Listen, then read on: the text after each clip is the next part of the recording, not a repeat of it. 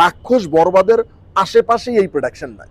এইটার প্রোডাকশন ডিজাইনটাই একদমই আলাদা। ওনাদের সিনেমা দেখলেই বুঝবেন যে ওনারা টাকার দিকে তাকায় না, অনেক ভালো কিছু করতে চায়। না না না ভাইয়া, এটা বলা যাবে না।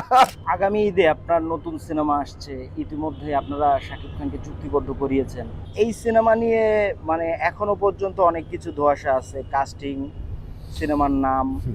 আপনি একটু বলবেন যে কোন ভাবনা নিয়ে বা এবার দর্শক কি ধরনের গল্প দেখতে পাবে বা কি হতে পারে নতুন এই সিনেমায়? ধরেন আমার রাক্ষস বরবাদ যারা দেখছে, এক ধরনের অ্যাকশন ফিল্ম দেখছে।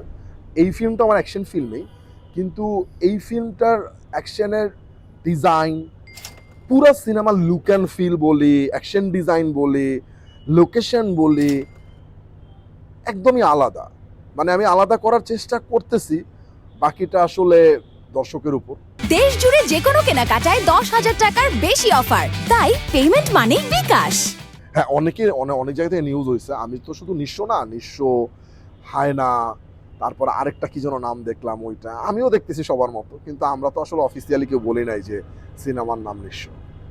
নায়িকা কে থাকবে বলে দেন আজকে। না না না ভাইয়া, এটা বলা যাবে না। অ্যাকচুয়ালি সত্যি কথা বলতে কি, এখন মতো নায়িকা ঠিক করিনি। সিরিয়াস নায়িকা ঠিক হয় নাই। স্ক্রিপ্ট লেখার কাজটা চলতেছে, তো এটা শেষ হোক, দেন আছে, মাথায় আছে কাকে নিব। এখন পর্যন্ত মাথায় আছে যে এই 2-3 জন আছে, এই 2-3 জনের মধ্যে যে কোনো একজন হবে, কিন্তু এখন না বলাটা ভালো। একটু জল্পনা কল্পনা থাকুক, এটা থাকা আমার মনে হয় উচিত। যে ভাই আপনারা যখন বরবাদ করলেন, তারপরে আপনাদের এই জুটি শাকিব খান, মেহেদী হাসান, হৃদয়, রিয়েল রিয়েল এনার্জি। এনার্জি, মানে সুমিয়াপা, হ্যাঁ, আমাকে অনেক হল মালিকরা বলেছে যে ভাই তারা কেন আবার একসাথে ব্যাক করে না। তো যেহেতু ফাইনালি যাচ্ছেন, অনেকে কিন্তু খুশি আর কি। মানে আপনি কি এই ফিডব্যাক পেয়েছেন ইতিমধ্যে? অনেক অনেক বেশি।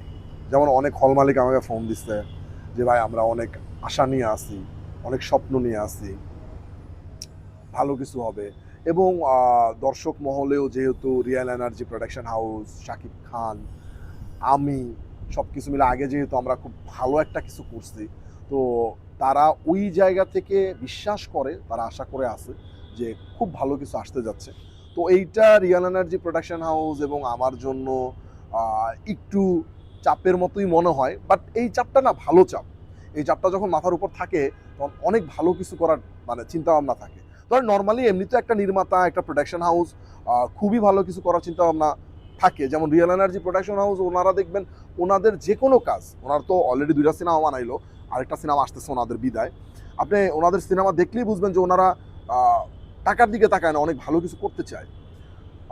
ওই জায়গাতে অ্যাট দ্য সেম টাইম আমি ডিরেক্টর, প্রত্যেকটা ডিরেক্টরেরই খুব ভালো কিছু করার চিন্তা থাকে এবং করতে চায় মনে প্রাণে। আবার যখন এটার সাথে সাথে যখন একটা দর্শকের চাপ থাকে, হল মালিকদের চাপ থাকে, তারা যখন বিশ্বাস করে, প্রোডাকশন হাউস, ডিরেক্টর, হিরো এদেরকে যখন বিশ্বাস করে, তখন চাপটা একটু বাইরে যায়। আর এই বাইরে যাওয়ার চাপটাকে আমি মানে এনজয় করি। যে আমার কাছে মনে হয় যে না, মানে আরও ভালো কিছু করতে হবে, আরও ভালো কিছু করতে হবে। সো আশাবাদী আমরা। বরবাদ, রাক্ষস অনেকে বলেছে একই প্যাটার্নের ছবি। এটা মানুষের মন্তব্য, আপনিও নিশ্চয়ই দেখেছেন। নতুন এই সিনেমাতে আপনি কি সেই বিষয়টা মাথায় রেখেছেন বা এই ব্যাপারে কি বলবেন তাদের? আচ্ছা দেখেন, এখন ব্যাপারটা হচ্ছে বরবাদের ইউনিভার্স হচ্ছে রাক্ষস, তো ওইটার প্যাটার্নে হওয়াটাই খুব স্বাভাবিক। যদি আপনি দেখেন যে কেজিএফ 2, অথবা যদি অন্য যদি ইউনিভার্সগুলো যদি আপনি দেখেন, ওইটার মেকিং স্টাইল, গল্প বলার ধরন খুব স্বাভাবিকভাবে একই রকম হওয়ার কথা। আর এক একটা ডিরেক্টরের এক একটা সিগনেচার থাকে। সো আমার ভায়োলেন্স ডিজাইন, আমার গল্প বলার ধরন আমার মতোই হবে, নাম্বার 1। নাম্বার 2, ধরেন সবাই নিজেকে আসলে চেঞ্জই করতে চায়, সেটা হোক অভিনেতা, হোক ডিওপি, হোক মেকআপ ম্যান, হোক সিঙ্গার, হোক ডিরেক্টর, যেই হোক। সো ওই জায়গা থেকে এইবার আমি চেষ্টা করতেছি একদম রাক্ষস, বরবাদ, এদের মানে এই যে যেই টাইপের সিনেমা দেখছে, এটার থেকে অনেক বেশি আলাদা করার চিন্তা করতেছি, অনেক বেশি, মানে চেষ্টা করবো আর কি। মানে পূর্বের গুলার সাথে কোনো মিল থাকবে না?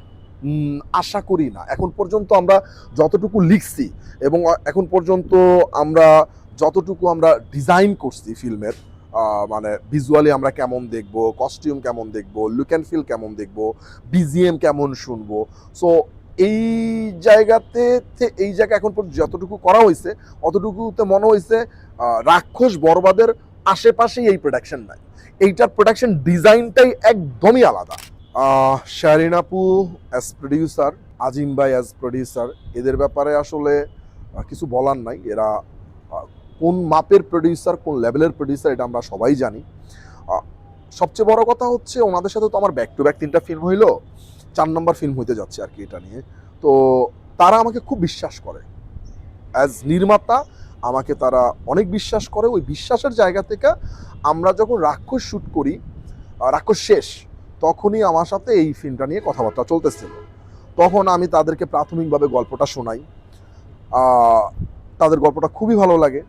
এরপরে আমি সাকিব ভাইয়াকে গল্পটা শোনাই, ভাইয়ারও খুব ভালো লাগে। তারপর তো রকেস্টার রিলিজ হয়, রকেস্টার রিলিজ হওয়ার পরে আমরা আরেকটু আগায় যাই, ডে বাই ডে কথা বলতে বলতে বলতে বলতে প্রডিউসার, ডিরেক্টর, হিরো সবার মধ্যে অনেকগুলো মিটিং হয়। একটা প্রোডাকশন করতে গেলে আসলে অনেক কিছুর সংমিশ্রণে একটা প্রোডাকশন হয় আর কি। সো ওই ব্যাপারগুলো আমরা আস্তে আস্তে আগায় যাই। দেন সবাই যখন একটা জায়গায় এসে একমত হইতে পারছি, দেন তো আমরা ফাইনালি সাইনিং করে ফেললাম। আপনার কি মনে আছে যে বরবাদ রিলিজের আগে এইখানে বসে ইন্টারভিউ, হ্যাঁ, মনে আছে। আমি আপনার কাছে জিজ্ঞাসা করলাম যে হৃদয় ভাই আপনি কি বানাচ্ছেন, তো আপনি বললেন যে আমার যেমন চাই তাই আমি বানাইতেছি। এবং এটা একদম সত্যি কথা। ধরেন বরবাদ যখন আমি বানাইছি তখন আমার উপর কোনো মানুষের এক্সপেকটেশন ছিল না, কারোই এক্সপেকটেশন ছিল না। আর এক্সপেকটেশন না থাকাটা খুব স্বাভাবিক, এই কারণে কাজ আমি নতুন একজন ডিরেক্টর, আমি কি বানাবো না বানাবো এটা তারা জানার কথা না। এবং না, এক্সপেকটেশন একমাত্র ছিল হচ্ছে নাটক ইন্ডাস্ট্রির আমরা যারা একসাথে কাজ করছি তারা আমাকে চিনতো, জানতো, তাদের একটা এক্সপেকটেশন। সিনেমার দর্শকদের ওইভাবে সিনেমার দর্শকদের আমার উপর কোনো এক্সপেকটেশন ছিল না। সো আমার কাছে মনে হয়েছে এবার আমি আমার মতো করে আমার যা ইচ্ছা আমি তাই বানাবো। আমার যেটা ভালো লাগতেছে বানাইতে, ওইটা যদি আমি ঠিকঠাক বানাইতে পারি তাহলে দর্শকেরও ভালো লাগবে। এই বিশ্বাসের জায়গা থেকে বরবাদ বানাই, আলহামদুলিল্লাহ বরবাদ প্রচন্ড পরিমাণ ভালোবাসা দিছে মানুষের। অ্যাট দ্য সেম টাইম যখন আমার রাক্ষস রিলিজ হয়, আমি আমার মতোই বানাইছি, আমার যা ইচ্ছা হয়েছে আমি তা বানাইছি। বিশ্বাস করেন আমার এখন পর্যন্ত আমার যা ইচ্ছা হয় আমি ওইটাই বানাই আর কি। তো সামনে যেটা আসতেছে ওইটাও আমার যা ইচ্ছা হইতেছে আমি তাই বানাচ্ছি।